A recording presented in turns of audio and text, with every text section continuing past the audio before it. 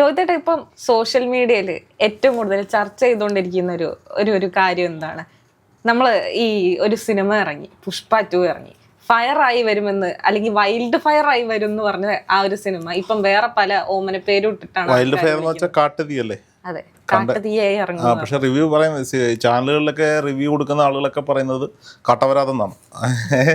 Anyway, എന്തായാലും അതൊരു കലാസൃഷ്ടിയാണ്. അതിൻ്റെ പിന്നെ ഒരു കൂട്ടം ആളുകളുടെ വലിയ കഠിനാധ്വാനമുണ്ട്. ബോക്സ് ഓഫീസിൽ പിടിച്ചു കുലുക്കി, പണം വാരി, പടം അവർ കൊടുത്ത ഹൈപ്പിനനുസരിച്ച് ഇനിഷ്യൽ കളക്ഷൻ തന്നെ നന്നായി വാരിയിട്ടുണ്ട്.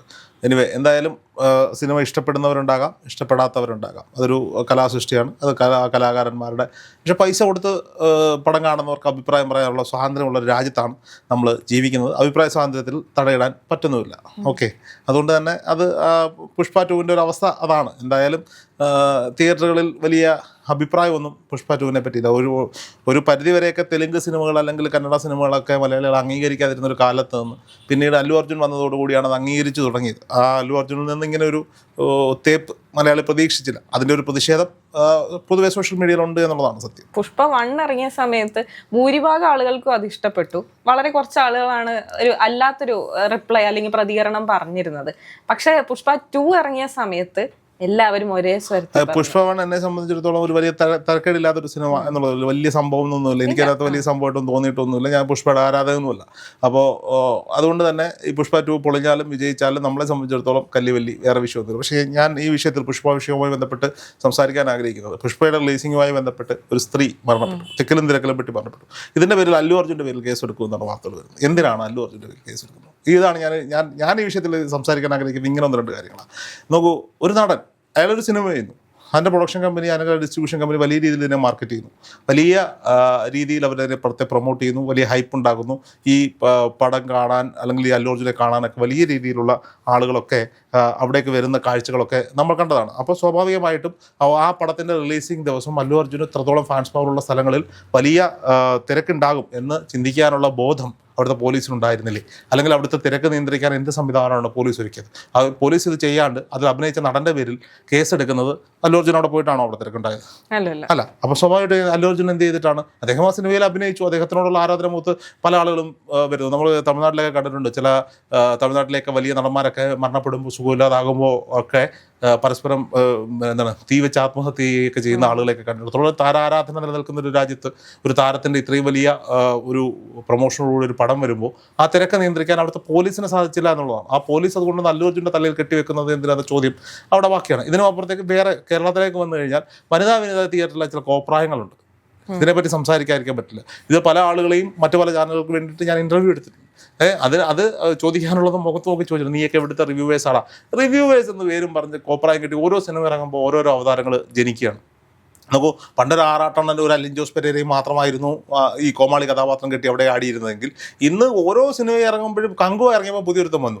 സൂര്യയുടെ കങ്കുവയുടെ വേഷമൊക്കെ കെട്ടിയിട്ട് ഒരുത്തൻ അവന്നാണ്ട് ഇന്നലെ പുഷ്പയുടെ വേഷമൊക്കെ കെട്ടി അവിടെ വന്നു. അത് ആ പുള്ളി ചെയ്യുന്നതിനകത്ത് കുറച്ച് എഫേർട്ടുണ്ട്, അതെനിക്ക് മനസ്സിലാകും. കാരണം പുള്ളി അതിനുവേണ്ടി മേക്കപ്പ് ചെയ്യുന്നുണ്ട്, പുള്ളി അത് മിമിക്രി, അവരുടെ ഡയലോഗുകൾ കൃത്യമായി പഠിക്കുന്നുണ്ട്. പക്ഷേ ഇതൊന്നുമില്ലാതെ ഈ ആറാട്ടണ്ണൻ, അലിൻ ജോസ് പെരേര എന്തോ കിങ്കി ബോയോ കിംബോയി എന്നൊക്കെ പറഞ്ഞ്, പിന്നെ ഇപ്പോൾ ഒരു ലേഡി ഇറങ്ങിയിട്ടുണ്ട് ഇവരുടെ കൂട്ടത്തിൽ, മാന്യമായി വസ്ത്രമൊക്കെ ധരിച്ചിട്ട് ഒരു ലേഡി ഇവരുടെ കൂടെ നിന്നിട്ട് റിവ്യൂവേഴ്സ് വെൽക്കം ടു ദ അണ്ണൻസ് വേൾഡ് എന്നൊക്കെയാണ് ആറാട്ടണ്ണൻ ഇവരെ സ്വാഗതം ചെയ്യുന്നത്. ഈ വനിതാ തിയേറ്ററിൽ എനിക്ക് തോന്നുന്നത് അവിടുത്തെ മുതലാളി അത് കൃത്യമായി കോർഡിനേറ്റ് ചെയ്യുന്ന ഒരു നല്ല തിയേറ്ററാണ്. അവിടെ എല്ലാ സിനിമകളും റിലീസാവുന്ന തിയേറ്ററാണ്, ഫാൻ ഷോ നടക്കുന്ന തിയേറ്ററാണ്, എല്ലാവിധ സൗകര്യങ്ങളുള്ള തിയേറ്ററാണ്. കൊച്ചിയിലെ ഏറ്റവും സൗകര്യങ്ങളുള്ള ഒരു തിയേറ്റർ എന്ന് നമുക്ക് തിയേറ്റർ കോംപ്ലക്സ് എന്ന് നമുക്ക് പറയാൻ പറ്റും. ഇവരൊക്കെ അവിടെ നാട്ടിപ്പായിച്ച് വിടുന്നതൊക്കെ നമ്മളുണ്ട്. ഇവരെ ഒന്നും അവിടെ കയറ്റരുത്. സത്യം പറഞ്ഞാൽ പണ്ട് ഈ ഓൺലൈൻ മാധ്യമങ്ങൾക്ക് അവിടെ വിലക്കേർപ്പെടുത്തിയിരുന്നു എല്ലാ തിയേറ്ററുകളിലും റിവ്യൂ എടുക്കുന്നതിന്. ഇത്തരത്തിൽ മാധ്യമങ്ങൾക്ക് വിലക്ക് ഏൽപ്പിക്കണോ, ഓൺലൈൻ മാധ്യമങ്ങൾക്ക് വിലക്ക് ഏൽപ്പിക്കണോ എന്നുള്ളതൊന്നും ഞാൻ പറയില്ല. കാരണം നമ്മുടെ പല സുഹൃത്തുക്കളും ജോലി ചെയ്യുന്നൊരു സ്ഥലമാണ്. പക്ഷേ അവർ കാണിക്കുന്നത് ശരിയാണോ എന്ന് അവർ തന്നെ ഒന്ന് സ്വയം വിലയിരുത്തണം. ഇവനെയൊക്കെ പണ്ട് ഈ ആറാട്ടണ്ണനോടും ഈ അലിൻ ജോസ് പെരേരയോടൊക്കെ അഭിപ്രായം ചോദിക്കാതിരിക്കുന്ന ഒരു കാലം ഇവനോടൊക്കെ പരമപുച്ഛമാണെന്ന് ഇവനൊക്കെ എന്താ മനസ്സിലാവാത്തത്? ഇവനൊക്കെ എന്ത് തേങ്ങയാന്ന് കാണിക്കുന്നത്?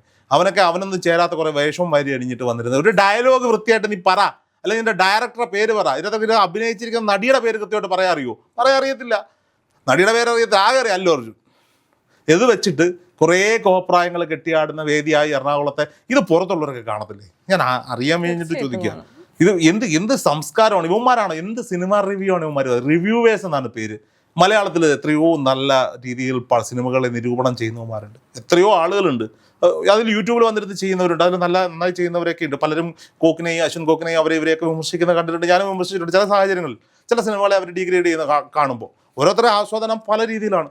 അവരൊക്കെ അത് ചെയ്യട്ടെ, പക്ഷെ അത് അതിനുവേണ്ടി അവർ എഫേർട്ട് ഇടുന്നുണ്ട്. ഉറപ്പായിട്ടും അവർ കൃത്യമായി ആ സിനിമ കൃത്യമായി കാണുന്നുണ്ട്, അതിനെക്കുറിച്ച് നിരീക്ഷിക്കുന്നുണ്ട്, അതിന്റെ A to Z കാര്യങ്ങളെ കുറിച്ച് പറയുന്നുണ്ട്. ഇവന്മാരെ പോലെ കോപ്രായം കെട്ടി ആടുന്നവരെ പറയാതിരിക്കാൻ വയ്യ. ഇതിലെല്ലാവരും പലരുടെയും കോൺടാക്ട്സ് എൻ്റെ ഫോണിലുള്ളവരാണ്, എന്നെ വിളിക്കാറുള്ളവരാണ്. പക്ഷെ പറയാതിരിക്കാൻ വയ്യ, നേരിട്ട് കണ്ട് പറയണമെന്ന് വിചാരിച്ചു. അതുകൂടെ സഹിക്കാൻ വയ്യാത്തതുകൊണ്ടാണ് ഞാൻ ഈ ചർച്ചയിൽ ഇത് പറയാം എന്ന് വിചാരിച്ചത്. ഇവനെയൊക്കെ ഈ പുഷ്പ 2 റിലീസിന് ഇവന്മാർ അതിര് ലംഘിച്ചു എന്ന് തന്നെ പറയും. അവന്മാർ അതിര് ലംഘിച്ചു. അതിനെ പ്രൊമോട്ട് ചെയ്യാൻ പ്രിയപ്പെട്ട മാധ്യമ സുഹൃത്തുക്കളെ, നിങ്ങൾ സിനിമ പ്രൊമോട്ട് ചെയ്യുന്ന ഓൺലൈൻ മാധ്യമ സുഹൃത്തുക്കളാണ്, ദയവ് ചെയ്ത് ഇവരെ ഒന്ന് പ്രൊമോട്ട് ചെയ്യും. നിങ്ങളുടെ കണ്ടന്റാണ് നമുക്കറിയാം, നിങ്ങൾ കണ്ടന്റ് ഉണ്ടാക്കിക്കോ. വേറൊരു പടം, ഈ ഷിയാസ് കരീമിന്റെ കല്യാണത്തിന് ഈ അലിൻ ജോസ് പെരേര പോയിട്ട് കോട്ട് സൂട്ട് ഇട്ടിട്ട് പോയി നിൽക്കുമ്പോൾ ഇന്നലെ പൊക്കോട്ടെ അവൻ എന്തോ കാണിച്ചിട്ട് ഇന്നലെ ഒരു ഫോട്ടോ ഞാൻ കണ്ടതാ. ഒറ്റയ്ക്ക് വഴി വെട്ടി വന്നവനാണ് അലിൻ ജോസ് പെരേര. ആരോടോ സംസാരിച്ചിരിക്കുന്നത്, ഏതൊരു യൂട്യൂബറോട്ട് സംസാരിച്ചുകൊണ്ടിരിക്കുമ്പോൾ ഒരു 100 മൊബൈൽ ക്യാമറകൾ അവനെ റെക്കോർഡ് ചെയ്യുവാന്നേ. എന്തിനാ ഇത്? അവനിവിടെ ഒരു ദിവസം അവനെന്തോ ഒരു ഷോർട്ട് ഫിലിം പിടിച്ചു, ഇത് ഭയങ്കരമായിട്ട് വൈറലായ സമയത്ത് നമ്മൾ ഇന്റർവ്യൂവിന് വിളിച്ചു, നമ്മുടെ ഫ്ലോറിൽ വിളിച്ചു. ഇവൻ വന്നിട്ട് നമ്മുടെ മുന്നിൽ ഇരുന്ന് കാണിക്കുന്ന കാണുമ്പോൾ നീ ആരാടാ പൃഥ്വിരാജ് കളിക്കുവാണോ? ഞാൻ ഓപ്പണായിട്ട് അലിൻ ജോസിന്റെ മുഖത്ത് വെച്ചു, അത് റെക്കോർഡ് ചെയ്ത് പുറത്തു വിട്ട സാധനമാണ്.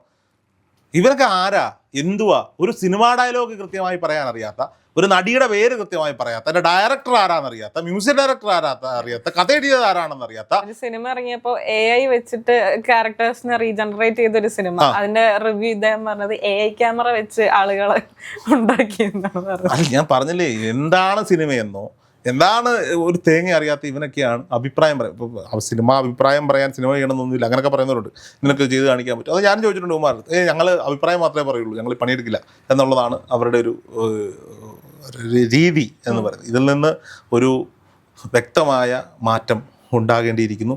കാര്യം നോക്കൂ, പുഷ്പ 2 വരുന്നു. മലയാളിക്ക് ഇത് കൂടുതൽ കണക്ട് ആവുന്നത് മല്ലു അർജുൻ എന്ന് വിളിച്ച് മലയാളികളെ വളർത്തുപുത്തൻ എന്നൊക്കെ പറഞ്ഞ് വിളിച്ച്, അതിനെക്കാട്ടും അപ്പുറത്ത് മലയാളത്തിൻ്റെ പ്രതീക്ഷയുള്ള താരം ഫഹദ് ഫാസിൽ.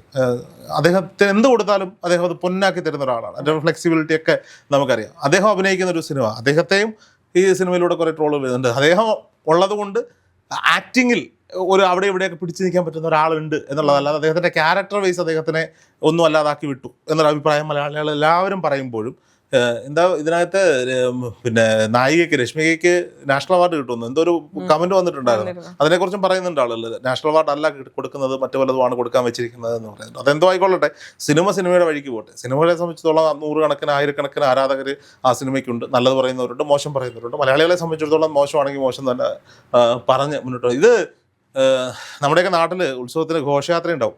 നമ്മൾ പൈസ മുടക്കിയിട്ട് ചില ടീമുകളെ വിളിക്കും, പാർവതി വേഷം കെട്ടിയവർ, ശിവവേഷം കെട്ടിയവർ, ഗണപതി വേഷം. ഇത് പൈസ കൊടുക്കാതെ ഈ വേഷമൊക്കെ കെട്ടി അവിടെ വന്ന് തിയേറ്ററുകളിൽ കടന്ന് ചാടി തുള്ളി അറമാദിക്കുകയാണ്. മലയാളികളെ സംബന്ധിച്ചിടത്തോളം സിനിമയും കലാരൂപങ്ങളും ഒക്കെ മലയാളികളുടെ ജീവിതത്തിൻ്റെ ഭാഗം, ഇന്ത്യക്കാരുടെ മുഴുവൻ ജീവിതത്തിൻ്റെ ഭാഗം. അതുകൊണ്ടാണ് ഈ താരങ്ങൾക്ക് ഇത്രയും വലിയ ഹൈപ്പ് കിട്ടുന്നത്. ഈ ഭൂഗുരുത്വാകർഷണ ബലം കണ്ടെത്തിയ ഐസക് ന്യൂട്ടനൊക്കെ ഉണ്ടായിരുന്നെങ്കിൽ ഇന്ന് ആത്മഹത്യ ചെയ്ത് തന്നെയായിരുന്നു. അത് ഈ സ്റ്റണ്ട് രംഗങ്ങളൊക്കെ കാണുമ്പോൾ അതാണ് നമുക്ക് തോന്നുന്നത്. പിന്നെ സിനിമയാണ്. ഇവിടെ ട്രെയിൻ പിടിച്ച് നിർത്തിയ നായകന്മാരും, ട്രെയിൻ എടുത്ത് അടിച്ച നായകന്മാരും, വിമാനത്തെ വിരലുകൊണ്ട് ചുഴറ്റിയടിക്കുന്ന നായകന്മാരും, 146 മിഷൻ ഗണ്ണുകൾ എടുത്തു വെച്ച് പുഷ്പം പോലെ വെടിവെക്കുന്ന ആളുകളും ഒക്കെ ഉള്ള നമ്മുടെ നാട്ടിൽ അതൊക്കെ നമുക്ക് പ്രതീക്ഷിക്കാവുന്ന, അതൊക്കെ ചെയ്തോട്ടെ. അതൊക്കെ അവരുടെ ഇഷ്ടമാണ്, ആ സംവിധായകൻ്റെ ഇഷ്ടമാണ്. അത് കാണണോ കാണേണ്ടതെന്ന് തീരുമാനിക്കുന്നത് കാഴ്ചക്കാരൻ്റെ ഇഷ്ടമാണ്. ഇത്രയും വലിയ കാട്ടപരാധമാണ് സിനിമയെന്ന് അറിഞ്ഞിട്ടും സിനിമ കാണാൻ പോകുന്ന ഇപ്പോഴും തിയേറ്ററുകളിൽ സിനിമ കാണാൻ ഇഷ്ടം പോലെ ആളുകൾ പോകുന്നുണ്ട്. ഞായറാഴ്ച ടിക്കറ്റൊന്നും ബുക്ക് ചെയ്ത ശനിയാഴ്ച ടിക്കറ്റൊന്നും കിട്ടാനൊന്നുമില്ല. അപ്പോൾ സ്വാഭാവികമായിട്ടും ആ സിനിമയുടെ വഴിക്ക് വിടും. ഇപ്പോൾ ഒരു 1ാം ഭാഗം ഇറക്കിയിട്ട് 2ാം ഭാഗം പൊളിഞ്ഞ സിനിമകളാണ് അധികവും. എല്ലാവരും ഈ പറയപ്പെടുന്നത്, നമ്മൾ മലയാളിയെ സംബന്ധിച്ചിടത്തോളം 2ാം ഭാഗം 1ാം ഭാഗവും 2ാം ഭാഗവും ഹിറ്റായി എന്നൊക്കെ പറയുമ്പോൾ നമ്മുടെ മനസ്സിലേക്ക് ഓടി വരുന്നത് കിരീടവും ചെങ്കോലും രാവണപ്രഭുവും ദേവാസുരവും ഒക്കെയാണ്. അതിനപ്പുറത്തേക്ക് ബാഹുബലി ഒക്കെ അവസാന ഘട്ടങ്ങളിൽ ഇറങ്ങിയത്, ബാഹുബലിയും കാര്യങ്ങളും ഒക്കെ വരും. ഇപ്പോൾ നോക്കൂ, മലയാളത്തിൽ ആടെന്ന് പറയുന്ന ഒരു സിനിമ ഇറങ്ങി, തിയേറ്ററിൽ പരാജയപ്പെട്ടു. പക്ഷെ ആട് 2 ഇറങ്ങി തിയേറ്ററിൽ വലിയ കളക്ഷൻ നേടിയ സിനിമ. ആട് 3 വരാൻ പോകുന്നു. ഇതിന് പുഷ്പയ്ക്ക് 3ാം ഭാഗം കൂടി വരാൻ പോകുന്നു എന്ന് പറഞ്ഞു. ആ 3ാം ഭാഗത്തെങ്കിലും ഇവർ നന്നാക്കട്ടെ. ചന്ദനം കടത്തിയാൽ മതിയായിരുന്നു പുഷ്പ എന്നാണ് പലരും പറയുന്നത്. അപ്പം നായകന്റെ ലെവൽ മാറുന്നതനുസരിച്ച് അപരാധവും കൂടും എന്നുള്ളതാണ് ഇവർ പറഞ്ഞു വെക്കുന്ന ഒരു കൺസെപ്റ്റ്. അതവർ ചെയ്തോട്ടെ. എന്തായാലും മലയാളിക്ക് ആസ്വദിക്കാൻ ഇഷ്ടം പോലെ നല്ല സിനിമകൾ പിന്നെ തിയേറ്ററുകളിലേക്ക് വരുന്നുണ്ട്. എന്തായാലും പുഷ്പയ്ക്ക് വേണ്ടി പുഷ്പയെ പേടിച്ച് പല സിനിമകളും മാറ്റിവെച്ചിട്ടുണ്ട്. നല്ല സിനിമകൾ ഉണ്ടാകട്ടെ. സിനിമകൾ വേണം, ആവശ്യമാണ്. 100 കണക്കിന് ആളുകളുടെ കലാകാരന്മാരുടെ ജീവിതോപാധിയാണ് സിനിമ. ആ സിനിമയുടെ വഴിക്ക് പോകട്ടെ. ഈ ഒരാൾ മരണപ്പെട്ടതിൻ്റെ പേരിൽ അതിൽ അഭിനയിച്ച നായകൻ്റെ പേരിൽ കേസെടുക്കുന്നത് എവിടുത്തെ നിയമമാണെന്ന് മനസ്സിലാകുന്നില്ല. എന്തായാലും അത് പോലീസിൻ്റെ വീഴ്ച തന്നെയാണെന്നാണ് മനസ്സിലാക്കാൻ പറ്റുന്നത്. ഈ വനിതാ തിയേറ്ററിൻ്റെ ഉടമസ്ഥനോടാണ് ദയവ് ചെയ്ത് ഈ കാട്ടപരാധം അവിടെ, അതായത് സിനിമയെ ഞാനല്ല പറയുന്നത്, ഈ പറയപ്പെടുന്ന ഇവന്മാർ ഈ കോപ്രായം കെട്ടി ആടുന്നവന്മാരെ അവിടുന്ന് സെക്യൂരിറ്റി ഗാർഡിനെ വെച്ച് അടിച്ചൊടിക്കാനുള്ള ഒരു സംവിധാനം ഉണ്ടാക്കണം. ദയവ് ചെയ്ത് ഇത്തരം ടീമുകളെ അവിടെ പ്രൊമോട്ട് ചെയ്യരുത്. നിങ്ങൾ വന്നോ, അഭിപ്രായം പറഞ്ഞോ, സിനിമ കണ്ടോ, എന്ത് വേണമെങ്കിലും ചെയ്തോ, എന്തൊക്കെയാണ് നിങ്ങൾ കാട്ടിക്കൂട്ടുന്നത്? നിങ്ങൾ ഫാൻസാണോ? നിങ്ങൾ ആരുടെ ഫാൻസാണ്? ഫാൻസ് പണ്ടൊക്കെ നമ്മൾ കണ്ടിട്ടുണ്ട്, മോഹൻലാലിൻ്റെയും മമ്മൂട്ടിയുടെയും ദിലീപിൻ്റെയും പൃഥ്വിരാജിൻ്റെയും ഒക്കെ സിനിമ ഇറങ്ങുമ്പോൾ, അല്ലെങ്കിൽ സുരേഷ് ഗോപിയുടെയും ഈ പറയപ്പെടുന്ന അല്ലു അർജുൻ്റെയും വിജയുടെയും ഒക്കെ സിനിമ ഇറങ്ങുമ്പോൾ തമിഴ്നാട്ടിൽ കട്ടൗട്ടിൽ പാലൊഴിക്കുന്നത്. അത് കേരളത്തിലും പാലൊഴിക്കാറുണ്ടായിരുന്നു. കേരളത്തിൽ പാലൊഴിക്കാറുണ്ട്, പിന്നെ ചെണ്ടമേളം വെക്കാറുണ്ട്, ഇങ്ങനെയുള്ള ഒരുപാട് പരിപാടികളുണ്ട്. രക്തം മുറിച്ച് അഭിഷേകം ചെയ്തിട്ട് ഇതൊക്കെ എത്രയോ ഭേദമാ. അതൊക്കെ ഇഷ്ടം കൊണ്ടാ. ഇത് ഏത് കൂറ പടം ഇറങ്ങിയാലും ഇവൻ്റെയൊക്കെ പബ്ലിസിറ്റിക്ക് വേണ്ടി വന്നിരുന്നങ്ങ് തകർക്കുമല്ലോ അവിടെ ഇരുന്നിട്ട്. ഈ സിനിമയെക്കുറിച്ചൊരു ഓരോ സിനിമ ഇറങ്ങുമ്പോഴും ഓരോ കാട്ടം. ഇവരൊക്കെ എവിടുന്ന് വന്ന് ചാടുന്നടാ? കിങ്കി പോയി തേങ്ങ വാങ്ങാന്നൊക്കെ പറഞ്ഞിട്ട് ഇവനെയൊക്കെ എന്താ ചെയ്യേണ്ടതെന്നുള്ളത് സത്യം പറഞ്ഞാലുണ്ടല്ലോ. സീരിയസ്ലി ഇങ്ങനെ ഒരു പടം വരുമ്പോൾ ഒരുത്തനുണ്ടാക്കുന്നു, അതിൻ്റെ പിറകെ സോഷ്യൽ മീഡിയ ചാനൽ പോകുന്നു. നമ്മളും ചെയ്തിട്ടുണ്ട്, ആ തെറ്റില്ല എന്ന് ഞാൻ പറയുന്നില്ല. അത് നമ്മൾ പക്ഷേ പോയി ഇവനെ ബൂസ്റ്റ് ചെയ്തതല്ല, ഇവനോട് പറയാനുള്ള കാര്യങ്ങൾ കൃത്യമായി അത് തലയിൽ ബോധമുള്ളവർക്ക് നമ്മൾ ചോദിച്ച ചോദ്യങ്ങൾ കേട്ടാൽ മനസ്സിലാവും എന്താണ് നമ്മൾ ചോദിച്ചിട്ടുള്ളത്, എന്താണ് നമ്മൾ അതുകൊണ്ട് ഉദ്ദേശിച്ചിട്ടുള്ളത് എന്ന്. എനിവേ, എന്തായാലും ഇത് അവസാനിപ്പിക്കപ്പെടേണ്ട സമയം അതിക്രമിച്ചിരിക്കുന്നു. പുഷ്പയ്ക്ക് 3-ാം ഭാഗം വരട്ടെ. ആ പുഷ്പയുടെ 3-ാം ഭാഗത്തിൽ ആളുകളെ തൃപ്തിപ്പെടുത്താൻ സംവിധായകന് കഴിയട്ടെ എന്ന് നമുക്ക് ആശംസിക്കാം.